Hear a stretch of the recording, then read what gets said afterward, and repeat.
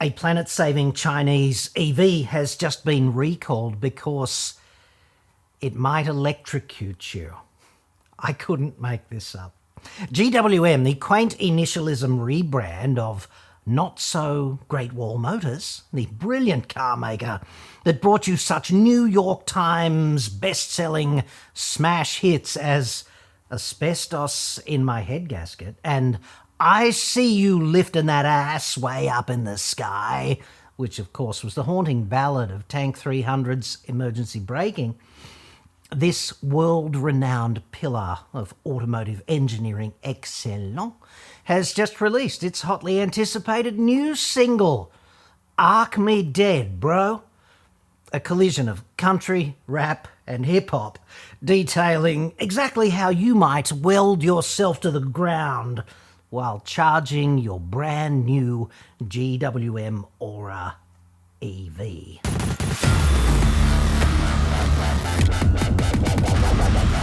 I'm John Cadogan from AutoExpert.com.au, new cars cheap, Australia only, website, card. So, engineering brilliant at GWM has hit a new benchmark, which has allowed the Ora, that's O-R-A for complete disambiguation, the Ora EV into production with what I would categorise as a seriously fucked up defect. It might be possible for, let's call them, the idiot to remove the plug while actually charging, let's call it, the shitbox, thus striking an arc, not unlike welding, but about 40 or 50 times more powerful.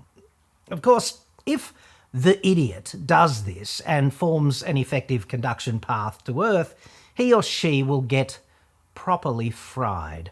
Apologies on this one for leaving all of the other genders out. We'd be here all day. Also, I'm old. When I grew up, there were only two genders. Things in so many ways were just simpler back then. Here's what GWM told the Department of Infrastructure, Transport and Ministerial Masturbation on Monday. What are the defects? Due to a programming issue, if the operator removes the charging cable without cancelling the charge, an electrical arc between the charging plug and the vehicle may occur. I see. So it's like just a software thing, is it? Okay then. No biggie, I guess. Let's not get worked up. It's not like we just deployed a 3-ton bulletproof stainless steel urinal as a signal of ultimate public virtue, is it? It's not like we just allowed essentially prototype electric trucks to burn to a cinder, effectively turning the entire road system into a lab with ambient humanity as the rats. There are better things to be popping a blood vessel over, surely, is what I'm claiming here. Of course, by a programming issue, they must mean fucking up on an epic but also quite fundamental engineering level. Like, no reference to individual clowns is made. Are these clowns saying that they actually forgot how to implement the charging plug interlock system in a way that is totally robust and 100% fail-safe in operation? Like, seriously? The charging plug has to clamp, like i.e. lock, into the charging port of the car before charging can commence. It's interlocked, right? And it must remain interlocked for the duration of the charging process, obviously. Any alternative here is kind of unthinkable, at least to me. Because if they are claiming that, dude, Cirque du Soleil just called. It's all forgiven. You can come back and just entertain the public with some Keystone Cops incompetence routine in an environment perhaps where people probably won't die. That'd be nice. Speaking of death, what are the hazards? If an electrical arc comes into contact with the operator or bystanders, it will increase the risk of serious injury or death. Car makers so hate it when they have to associate with the D word. Death. Nobody likes it. we all suppose deep down that we're immortal. Like, admit it, dude. You are the hero in your own movie. You've never died on any of the days previously in which you woke up. And let us not forget, in the movies, the hero never freaking dies, except in Avengers Endgame. So, therefore, please don't associate our vehicles with death. That's a key part of the Lord's Prayer at FCAI meetings. T-Dub, such a great orator too. And the FCAI, impossibly excellent at imposing the car industry's anti-consumer initiatives on ministers and staffers down there. Anyway, at this stage, driving a GWM Ora pretty much does increase that association with the D word, doesn't it? There's no dodging this particular bullet. Like, the Grim Reaper is right there, dude. He's got his bony fingers on the sill and the window of opportunity is apparently opening. So let's get this straight. What does this really mean? You're at a 150 kilowatt public charger in your shiny new GWM Ora shitbox death trap. It's raining and you don't wear shoes because shoes are made of plastic, obviously, and you take your commitment to just stop oil very seriously indeed. But you own an EV because, obviously, that's not a breach of the code of ethics and that's not like totally perverse or anything, but hey, it's the kind of world we live in. The alternative would be, I suppose, wearing leather shoes, and you're a vegan, obviously. You're reading, I don't know, the latest edition of Home Hemp How To, dude, and you accidentally pull out the plug while a gazillion electrons are en route, as they say in Gay Paris, and your wet feet are just there on the wet concrete. What could possibly go wrong? Those electrons have to go somewhere, dude. It's how they roll. What happens next is like Old Testament retribution. You end up on the Fully Charred podcast, and you've always wanted that. Like, dude, we all have. Coronial investigators, however, well, they're going to be putting fried bits of you into Ziploc bags for the next 3 freaking hours, aren't they? And IDing the totality of this mess is going to be quite confronting for your next of kin, I'd suggest.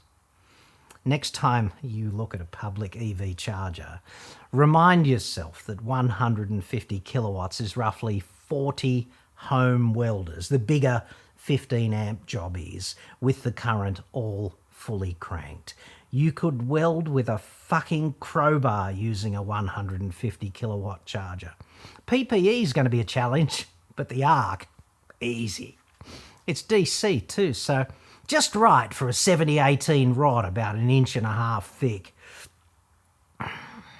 I don't know how to put this. Like, fuck me all the way to the pearly gates, dude, just so I can decline St. Peter's kind offer to head on up. I'll hammer the button-marked basement instead for the superior company down there. Heaven would be intolerable for 10 minutes, let alone eternity, like Christ. Clouds, harps, and insufferable twats forever.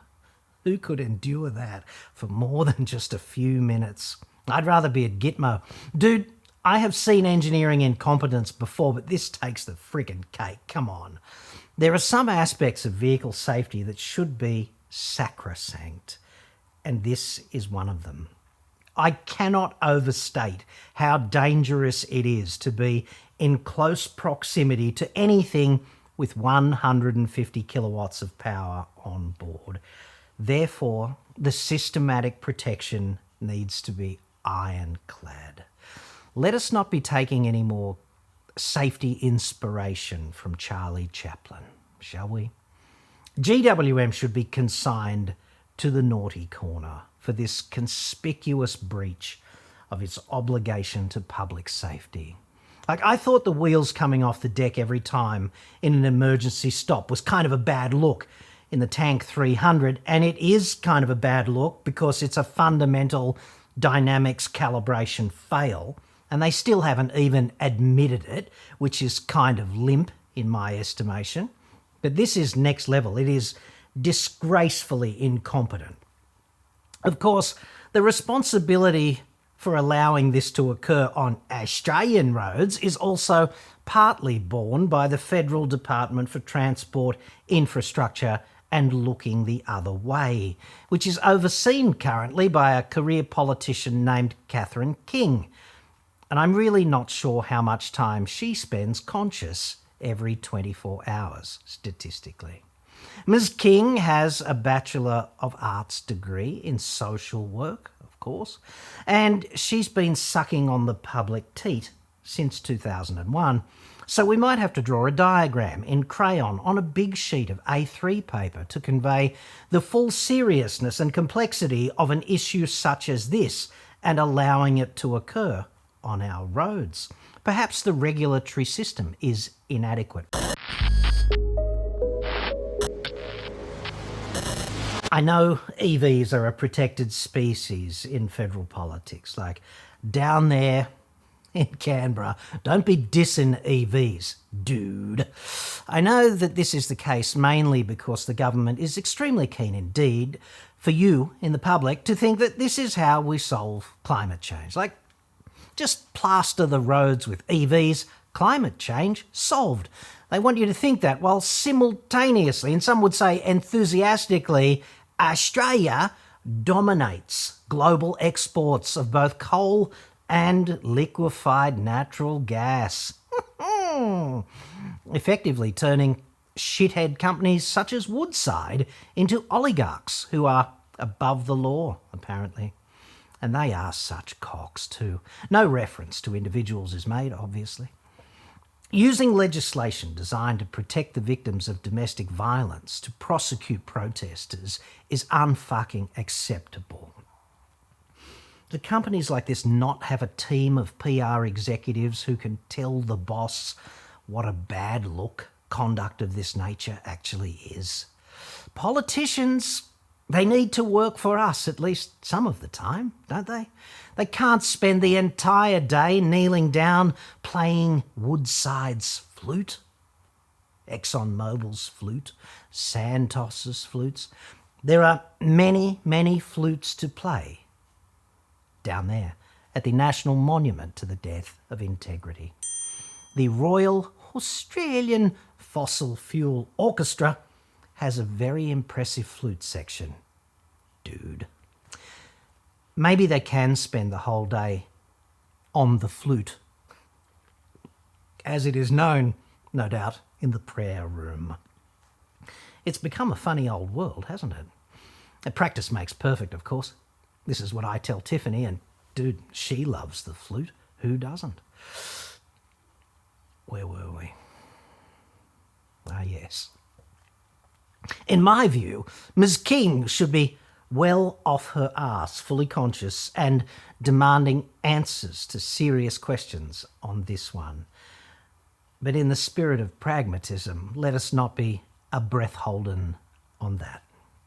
At least today, if you wanted to weld, I don't know, the Shitsville Harbour Bridge to Le Tower Eiffel in Gay Paris, perhaps GWM's engineers can help.